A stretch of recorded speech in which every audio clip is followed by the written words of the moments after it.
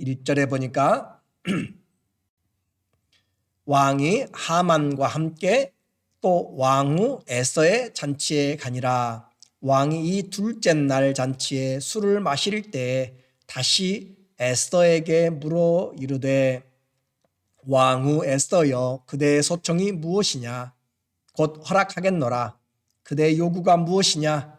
곧 나라의 절반이라도 할지라도 시행하겠노라. 왕이 두 번째 잔치에 참여하여서 에스더의 그 마음을 듣기를 원합니다. 도대체 이 왕비가 무슨 일로 국법까지 어겨가면서 나에게 나왔는지, 그리고 잔치를 베풀며 첫째 날에도 말하지 않고 두 번째 이 소청을 다시 잔치로 통하여서 참여하면 말하겠다라고 했는지 궁금하기 짝이 없습니다. 나라의 절반이라 할지라도 시행하겠다. 지금 세 번째 하는 말입니다. 그만큼 에스더에게 마음이 되어 녹아져 있습니다. 생각지도 못한 이런 상황에 왕후의 대답은 전혀 뜻밖의 이야기를 지금 하고 있습니다. 내 소원이 무엇이냐? 라고 물어봤을 때 에스더의 대답은 3절에 왕후 에스더가 대답하여 이르되 왕이여, 내가 만일 왕의 목전에서 은혜를 입었으며 왕이 좋게 여기시면 내 소청대로 내 생명을 내게 주시고 내 요구대로 내 민족을 내게 주소서. 내가 주님에게 당신에게 왕에게 은혜를 입었으면 내 소청대로 생명을 주시고 자기의 생명을 달라는 거잖아요. 그리고 내 요구대로 내 민족을 내게 주소서. 정말 너무 뜻밖의 이야기를 듣는 것입니다. 도대체 누가 이 페르시아 제국 안에서 자신의 왕비의 생명을 노린다는 말인가? 도대체 누가 이 왕비의 생명과 그의 민족을 말살하려고 하는 이 일들을 꾸민 자가 누군가? 왕은 대노했습니다. 누가 도대체 이런 일을 추진하고 있는가? 라고 묻습니다. 5절에 아하수에로의 왕이 왕 에스더에게 말하여 이르되 감히 이런 일을 심중에 품은 자가 누구며 그가 어디 있느냐? 도대체 누가 나의 왕비를 그리고 그 왕비의 민족을 누가 몰살하려고 하고 있느냐라고 이야기합니다. 에스더는 바로 그 잔치에 함께 있는 하만을 가리키면서 이 악한 하만입니다라고 고변을 하게 됩니다. 에스더가 이르되 대적과 원수는 이 악한 하만이니이다. 대적과 원수는 이 악한 하만이다. 하니 하만이 왕과 왕후 앞에서 두려워하거늘. 왕은 지금 예상치 못한 이 이야기를 듣고 잔치는 이미 끝이 났습니다. 왕은 진노하였고 밖에 나갔습니다. 도대체 어떻게 이런 일이 된 것인가 라고 생각하는 시간을 갖는 것이에요. 내가 하만에게 조서를 쓴 것이 이런 숨겨진 내용들이었는가, 숨은 의도가 있었는가 생각도 할 것입니다. 그리고 이 문제를 어떻게 해결해야 될 것인지를 생각하고 있습니다. 왕이 후원으로 자리를 비운 사이에 하만은 사태가 심각한 것을 알았습니다. 그래서 왕비 에스더에게 자기의 생명을 구걸합니다. 7절 왕이 노하여 일어나서 잔치 자리를 떠나 왕궁 후원으로 들어가니라. 하만이 일어서서 왕후 에스더에게 생명을 구하니 이는 왕이 자기에게 벌을 내리기로 결심한 줄 알미더라. 그래서 하만은 자기의 생명을 구걸하기 위하여서 왕비에게 가까이 가서 그에게 사정을 하게 되었습니다. 하만에게 문제가 꼬이기 시작합니다. 하만이 모르드게를 달 계획은 완전히 끝장이 났고 반대로 이제 하만이 그 자리에 달리게 되는 그 사건이 벌어지게 되어 왕이 잠시 생각을 하고 들어와 보니 왕비의 그 무릎 위에 무릎 앞에서 무릎 꿇고 구걸하고 있는 그 모습이 왕의 눈에 잘못 보였습니다. 8절에 왕이 후원으로부터 잔치 자리에 돌아오니 하만이 에스더가 앉은 걸상 위에 엎드렸거늘 왕이 이르되 저가 궁중 내 앞에서 왕후를 강간까지 하고자 하는가 하니 이 말이 왕의 입에서 나오매 무리가 하만의 얼굴을 싸더라.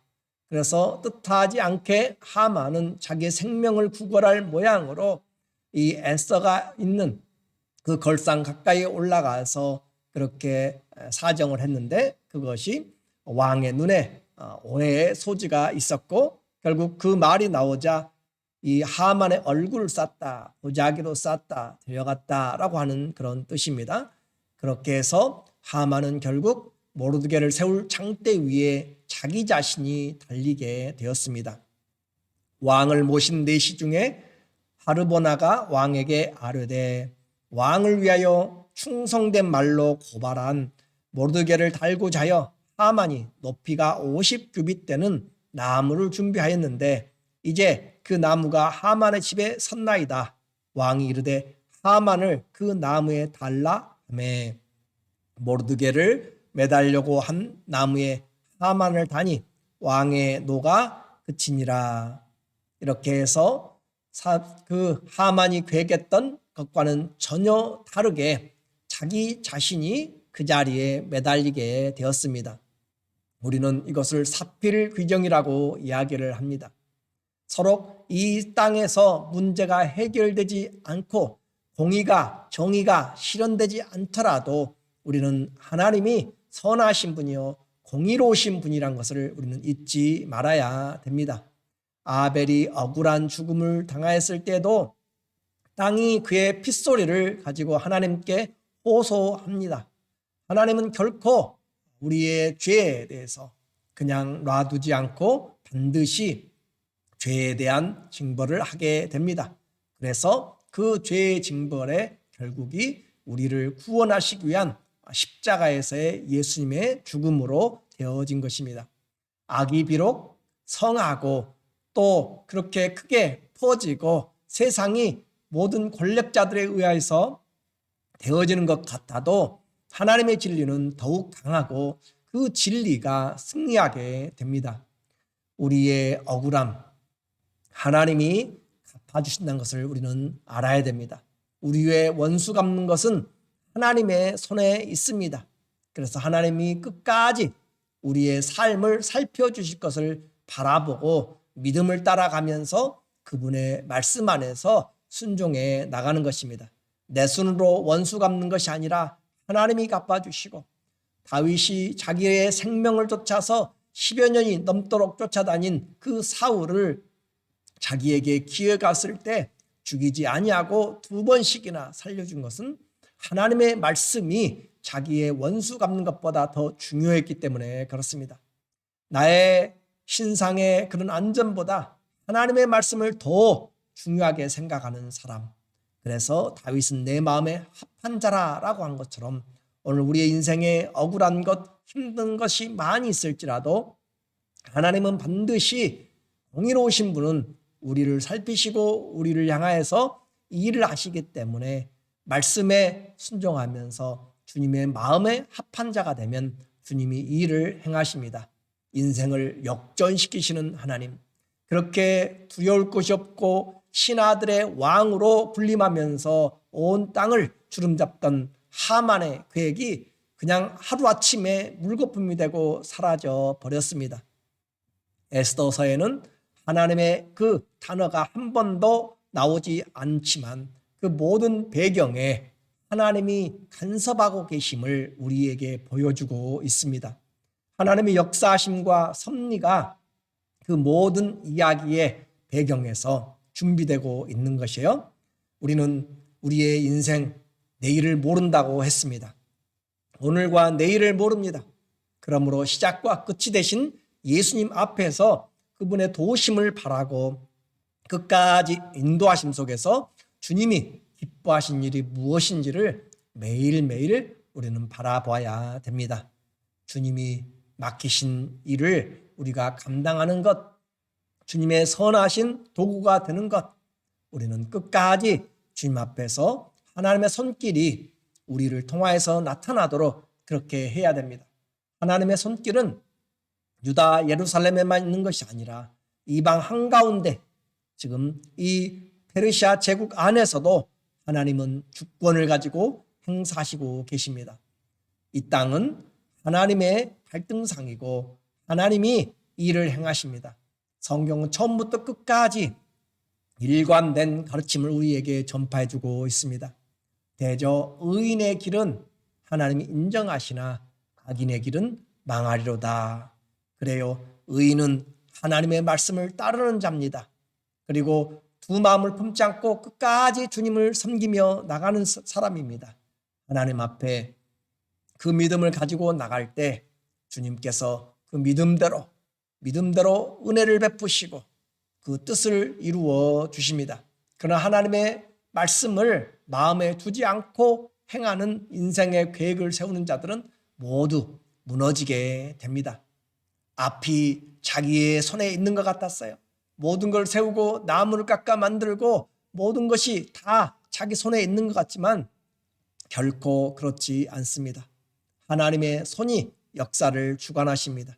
그래서 하만은 이제 모르드게를 죽이려고 했던 그 일에 자기 자신이 매달리게 되었고, 하나님 앞에서 죽으면 죽으리라 기도하던 그 모르드게와 또 에스더의 기도 앞에서 그는 아무런 힘을 쓰지 못하고 무너지게 되었습니다.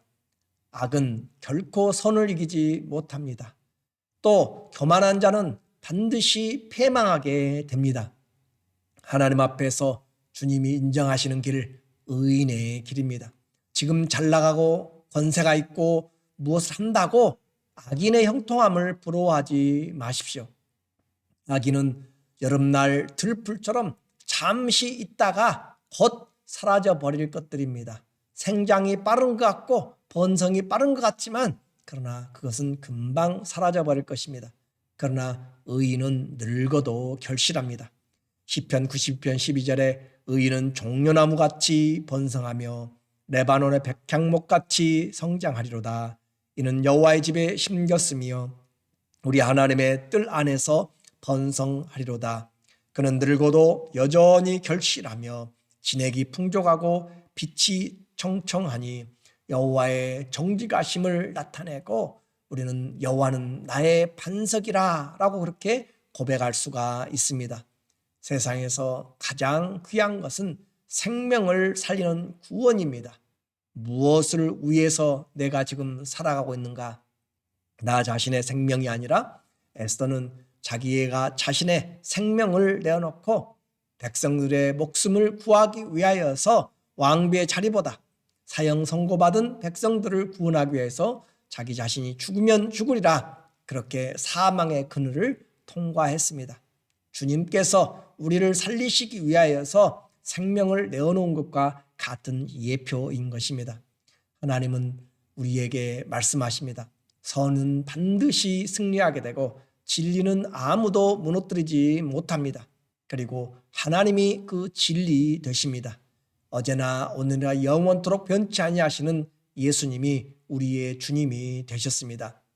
인생의 길을 살피시는 주님 앞에서 우리도 끝까지 내 생명을 통하여서 한 영혼이라도 살리는 일에 쓰임받기를 원하고, 정말 힘들고 어려운 일이 닥칠 때 사단의 일들이 정말 진행이 돼가고 우리의 앞길에 홍해같이 길이 막혀있고 애굽의 군대가 몰아친다 할지라도 하나님께 기도하면, 말씀을 붙잡으면 우리는 모세처럼 담대하게 되고 주님이 일하십니다. 우리 눈에 보이지 않고 귀에 들리지 않아도 주님이 일하시고 주님이 함께 하십니다. 그분이 진리십니다. 오늘도 그 말씀 앞에서 주님 나와 함께 계시고 우리의 기도를 들으시고 선하신 그 주님께서 우리를 향하여 하나님의 계획을 합력하여 선을 이루실 것입니다. 하나님은 반드시 승리한다는 사실을 다시 한번 기억하면서 오늘 우리의 어려움 가운데서도 감사로, 기도로, 또 찬송함으로 하나님 앞에 섬기면서 일어나서 나의 힘이 되신 하나님을 높여드리길 원합니다. 우리의 모든 길에 길이 되어주시고 문이 되어주시고 우리의 삶의 눈물의 골짜기에서 기쁨의 샘들이 터지게 하시는 그 하나님을 바라보면서 나는 하나님을 바라보고 원수 갚는 것을 하나님께 맡기고 하나님이 길을 열어주시고 주님이 길인 것을 바라보면서 주님 우리의 인생에 주님이 우리와 함께 하심으로 무슨 일을 만나든지 형통케 되는 귀한 믿음의 역사가 우리의 삶에 나타나기를 예수님의 이름으로 축원합니다. 아멘. 기도하겠습니다. 하나님 아버지, 인생의 두려움이 몰아칠 때에도 기도하는 자, 말씀을 붙잡는 자, 믿음을 가진 자 멸망하지 않습니다. 나의 의인은 믿음으로 말미암아 살리라 하셨습니다. 하나님의 사람들 떡으로만이 아니라 말씀으로 삽니다. 오늘 우리는 기도하면서 주님의 뜻을 붙잡고 좌로나 우로 흔들리지 말고 말씀 앞에서 한 걸음 한 걸음 주의 도우심을 구하고 나가게 하여 주시옵소서. 우리의 인생은 주님의 것입니다. 주님께 속하였습니다. 주님이 붙잡고 사용하여 주시옵소서. 주의 뜻을 이루는 도구가 되기를 원합니다. 원수 갚는 것이 주님께 있습니다. 주님, 우리에게 향하신 아버지의 뜻이 온전히 이루기까지 아버지께서 우리를 사용하여 주시옵소서. 예수님의 이름으로 기도드립니다. 아멘. 힘들고 어려울 때 하나님의 말씀을 붙잡고 기도할 때 길이 열린다는 사실을 다시 한번 주님이 우리의 길입니다. 주님이 우리의 인생의 답인 것을 바라보면서 주의 이름으로 승리하시기를 다시 한번 간절히 축원합니다. 사랑합니다.